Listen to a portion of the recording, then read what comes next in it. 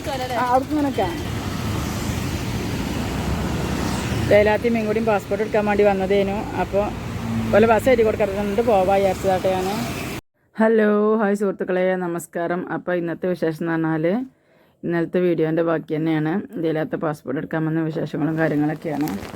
പക്ഷേ നമ്മൾ വീഡിയോയിൽ കാണുന്ന പോലെ ഒന്നും അല്ല കേട്ടോ മക്കളെ. വീഡിയോൻ്റെ അടിയിൽ ലൈലാത്താൻ്റെ വീഡിയോൻ്റെ അടിയിൽ ഞാൻ എല്ലാ വീഡിയോസും കാണലുണ്ട്. എല്ലാത്തിനൊന്നും കമൻറ്റ് ചെയ്യില്ല, എന്നാലും ഒരുവിധം വീഡിയോ ഒക്കെ കാണലുമുണ്ട്, കമൻറ്റുകൾ വായിക്കലും ഉണ്ട് കേട്ടോ.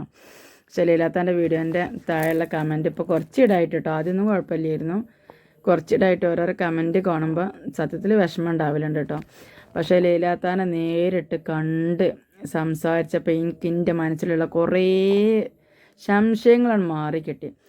നമ്മൾ മക്കളെ ഒരാളെ കാണാതെ നമ്മൾ ഒരു കാര്യം പറയരുത്.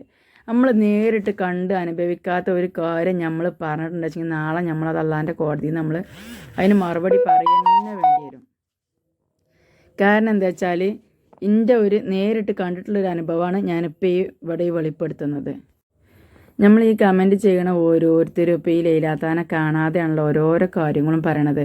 അപ്പോൾ നമ്മൾ ഒരിക്കലും അങ്ങനെ പറയാൻ പാടില്ല. പറയാൻ കാരണം പല കമൻറ്റും കാണലുണ്ട്. പക്ഷേ ലൈലാത്ത ഓരോരോ കാര്യങ്ങളും മനസ്സ് തുറന്ന് സംസാരിച്ചപ്പോൾ എനിക്ക് കുറേ സംശയങ്ങൾ മാറി.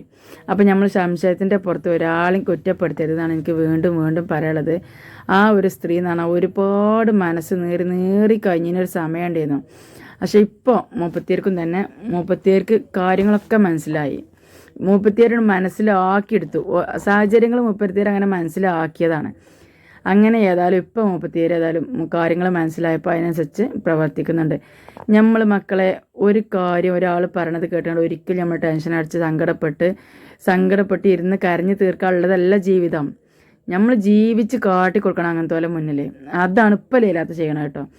എന്തായാലും അൽഹംദുലില്ലാ, മാഷാ അല്ലാഹ്, അൽഹംദുലില്ലാ.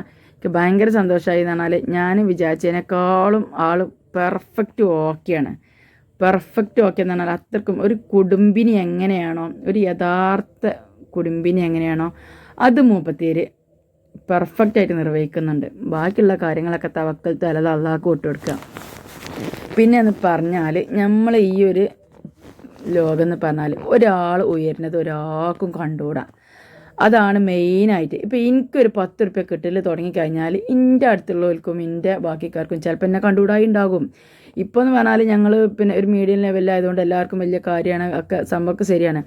പക്ഷേ ഞാൻ കുറച്ചൊരു ഉയർന്ന ഒരു ഉയർച്ചയിലെത്തിയെന്ന് കണ്ടു കഴിഞ്ഞാൽ പലർക്കും കണ്ണുകടിയും അസൂയയും കുശുമ്പും കുഞ്ഞായ്മയൊക്കെ ഉണ്ടാവും. മക്കളെ ആരെങ്കിലും ഉയർന്നോട്ടെ, നമ്മൾ അതിനൊന്നും പറയാനോ സംസാരിക്കാനോ ഒന്നിനും പോകണ്ട. ഞാൻ എന്ത് തെറ്റ് ചെയ്താലും ഗുണം ചെയ്താലും എനിക്ക് മാത്രമേ അത് ഉപകരിക്കുള്ളൂ. ഞാൻ ചെയ്ത തെറ്റും നന്മയും തിന്മയും ഒക്കെ എൻ്റെ ആഹ്റത്തേക്ക് അത് എനിക്കേ വരുള്ളൂ. ഞാൻ ചെയ്ത തെറ്റിൻ്റെ പേരിൽ ഇങ്ങക്കൊരു ശിക്ഷ ഉണ്ടാവില്ല. അപ്പോൾ ലൈലാത്താൻ്റെ കാര്യത്തിലും അങ്ങനെ തന്നെയാണ്. ലൈലാത്ത എന്ത് ചെയ്തോ എന്ത് പ്രവർത്തിച്ചോ അതിന് നമ്മൾ നെഗറ്റീവ് അടിക്കാനും പിന്നെ നെഗറ്റീവ് കമൻ്റ് ഇടാനും ഒന്നും പോകാൻ നിൽക്കണ്ട. നമ്മളായിട്ട് ജീവിക്കുക. വീഡിയോ കാണാൻ താല്പര്യമുള്ള ആൾക്കാർ പോയി കണ്ട് വീഡിയോ കണ്ട് സപ്പോർട്ട് ചെയ്യുക. പക്ഷേ നമ്മൾ കോണും ദോഷം പറയാൻ പോകണ്ട. ചെയ്യണ ആൾക്കാർക്ക് ഒരു തെറ്റേ ഉണ്ടാവുള്ളൂ. ഞാനത് വായിച്ചതാട്ടോ.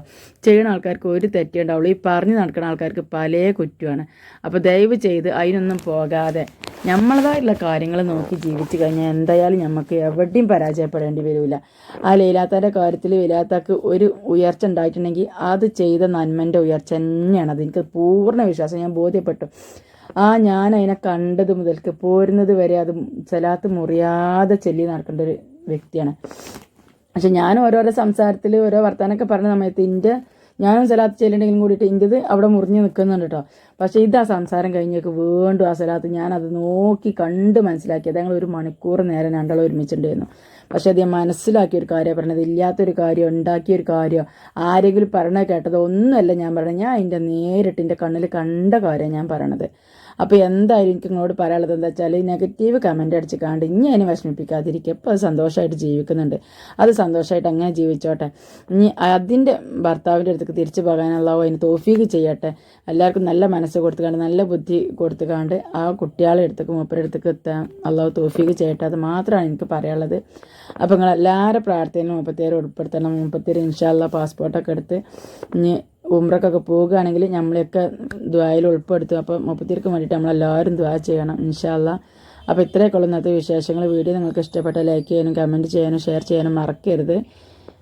അപ്പോൾ ഓക്കെ, താങ്ക് യു.